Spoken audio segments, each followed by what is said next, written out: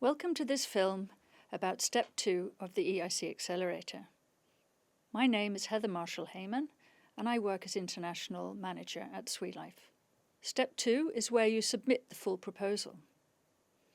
Here we will look at the structure of the 20-page application, the key annexes needed, and how evaluators assess excellence, impact, risks, implementation, and the need for EIC support. The aim is to help you write a strong Step 2 full proposal. Step 2 is the mechanism used to decide whether you are invited to the jury interview in Step 3. It turns your Step 1 story into a complete business and technical plan.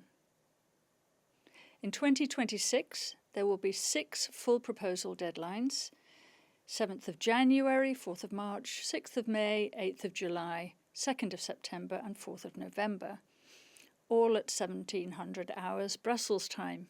You can choose the cutoff that best fits your preparation, as long as your Step 1 Go is still valid under the rules of the work programme and the guide for applicants.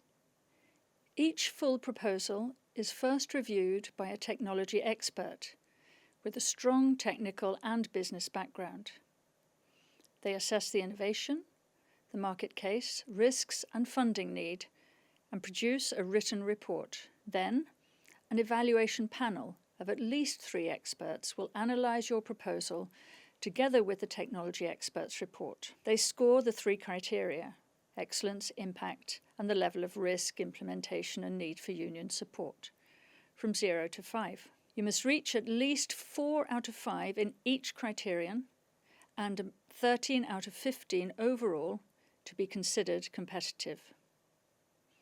Above threshold proposals are then ranked. Only a limited number, roughly matching about 2.5 times the available grant budget, are invited to interview, according to the new 2026 logic.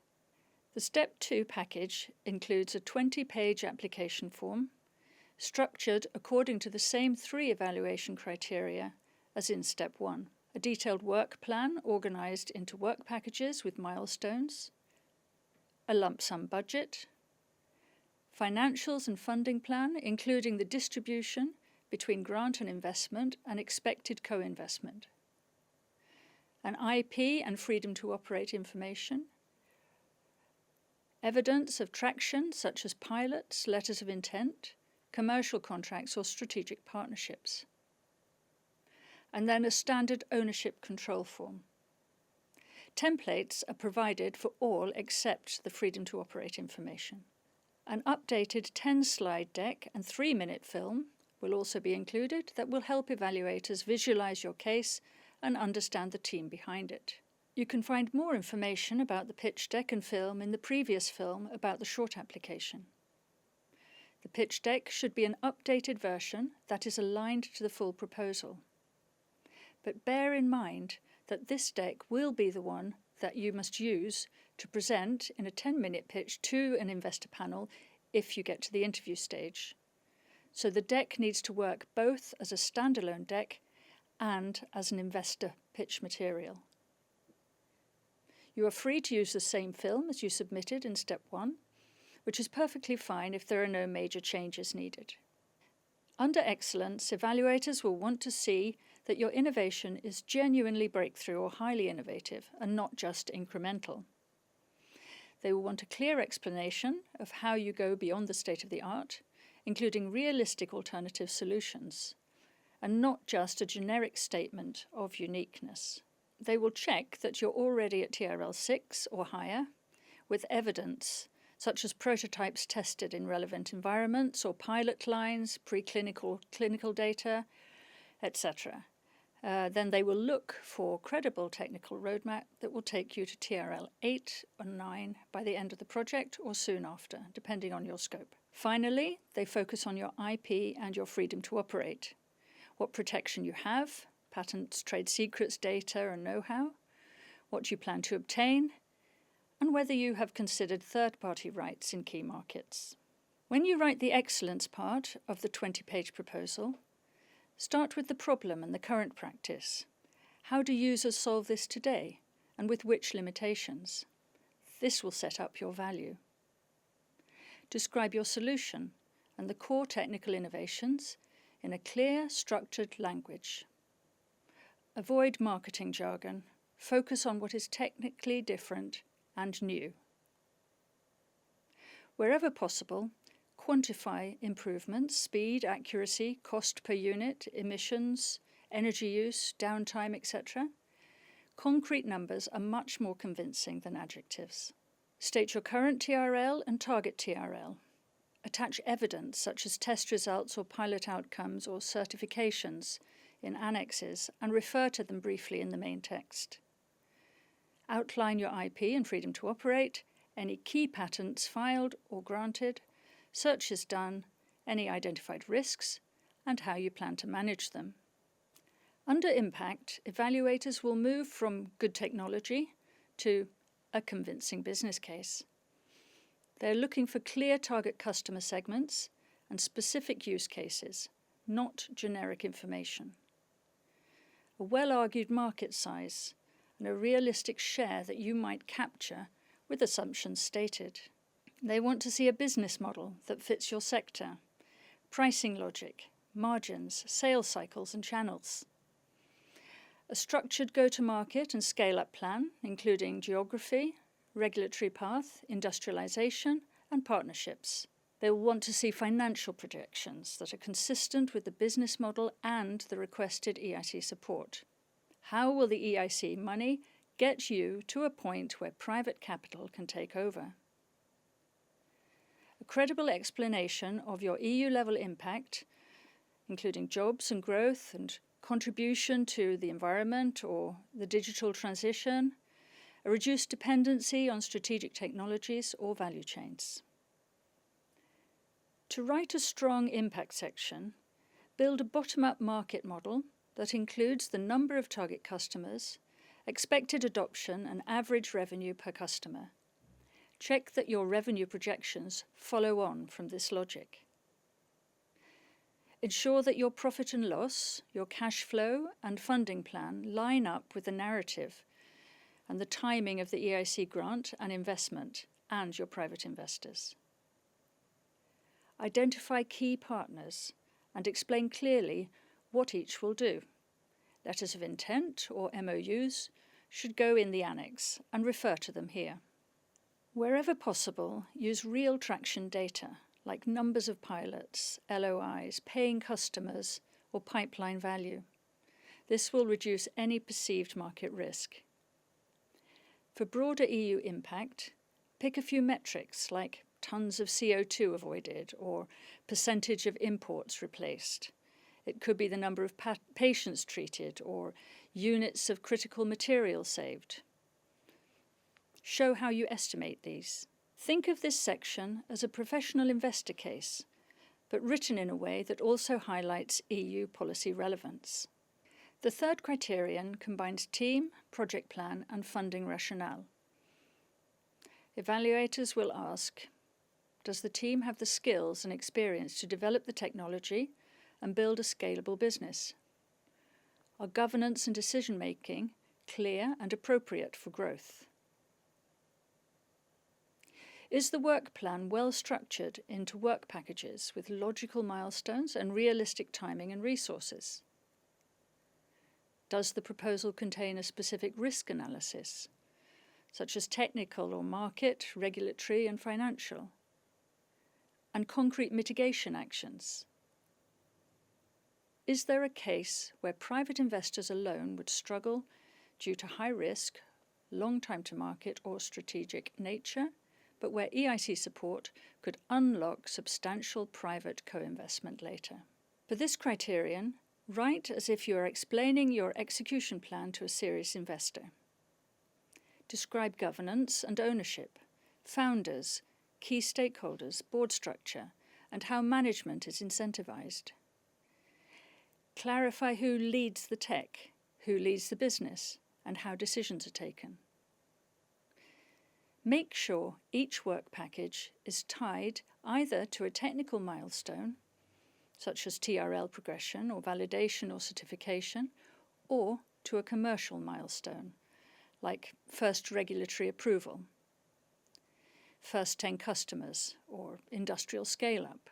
Select the most important risks, usually 5 to 7, and explain concrete mitigation, not just monitor risk, but for example, alternative suppliers or backup technical approaches, or staged market entry or contingency financing. Present a coherent funding strategy. How the EIC grant and investment fit alongside current or future private investors and any public co-funding. Clearly articulate where the company would be without the EIC and what becomes possible with it, such as speed, scope, competitiveness, and autonomy.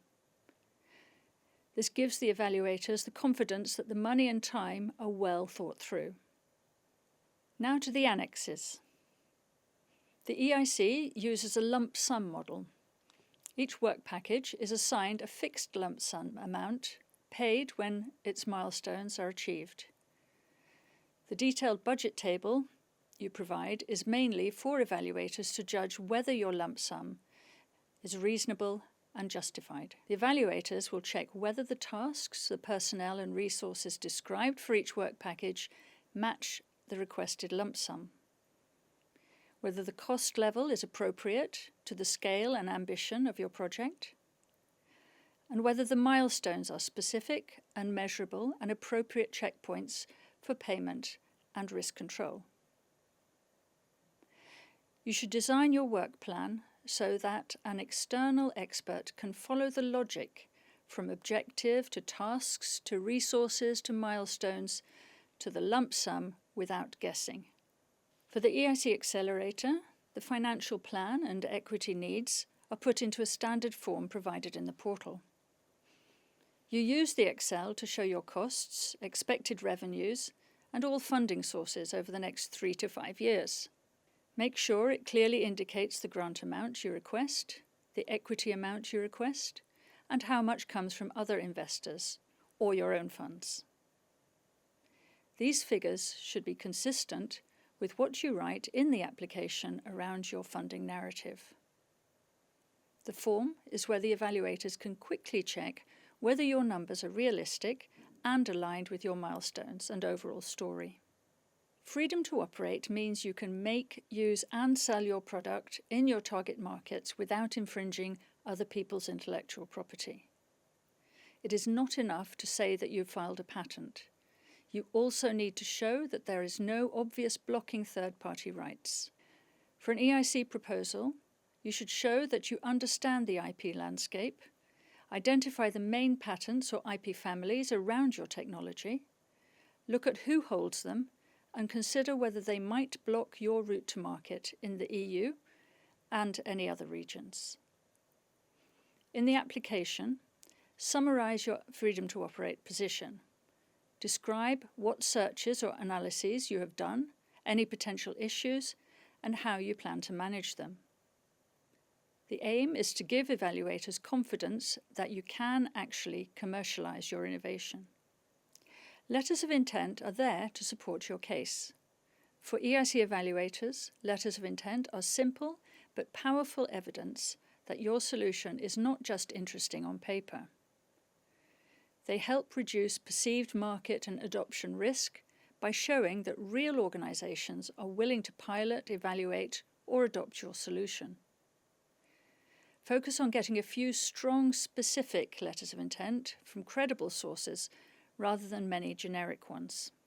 Ask partners for short, concrete letters of intent on letterhead paper signed by someone with decision-making authority.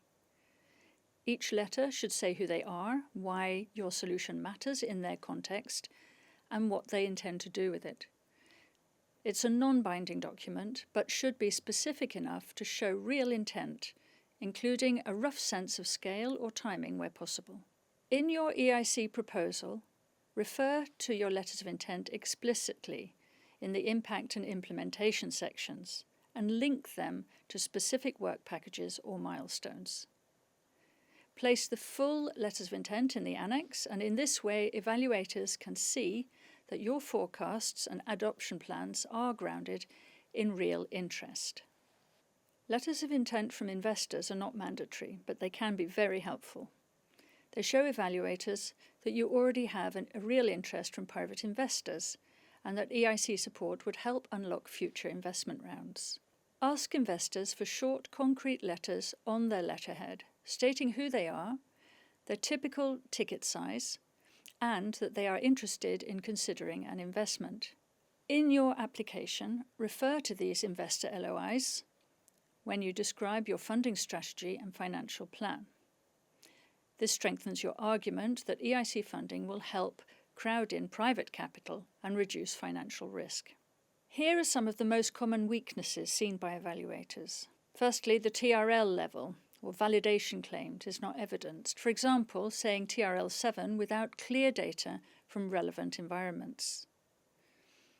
Sometimes it's the market and competition that are described in very general terms, with no clear segments, competitors or alternative solutions. Or the team and governance sections read like CV lists, without explaining who actually runs what, or how decisions are actually taken. Another common weakness is that risks are treated as generic checklists, without project-specific analysis or concrete mitigation steps. And a common mistake is to give a weak explanation of why EIC support is needed, essentially boiling down to "we need money," rather than a structured argument about risk, capital intensity, and strategic relevance. When you finalise your proposal, read it once entirely through the lens of the 3 criteria and ask, would a neutral expert with no extra information feel safe giving at least 4 out of 5 on each criterion? If not, that's where you need to strengthen the text or the evidence. If you know someone external who can check this for you, use them. From the full proposal cut-off, the technology expert review and panel evaluation are designed to be completed in around 8 to 9 weeks. You will then receive an evaluation summary report with one of 2 results. Either you're invited to the jury interview, or step 3, or the proposal is unsuccessful at step 2. All unsuccessful attempts at short proposal, full proposal, or interview stages count towards the submission limit. After 3 unsuccessful submissions at any stage under Horizon Europe, you cannot apply again to the Accelerator in this framework. This makes it important to treat each full proposal as a carefully prepared attempt, aligned as closely as possible with what evaluators are actually looking for. This wraps up our look at Step 2, the full proposal. You now have an overview of what needs to be included, how the technology expert and the evaluation panel assess your case, and how to organise your work plan, budget, and evidence. Combined with the Step 1 film, these should give you a clear reference for planning and preparing your EIC Accelerator application. I wish you good luck.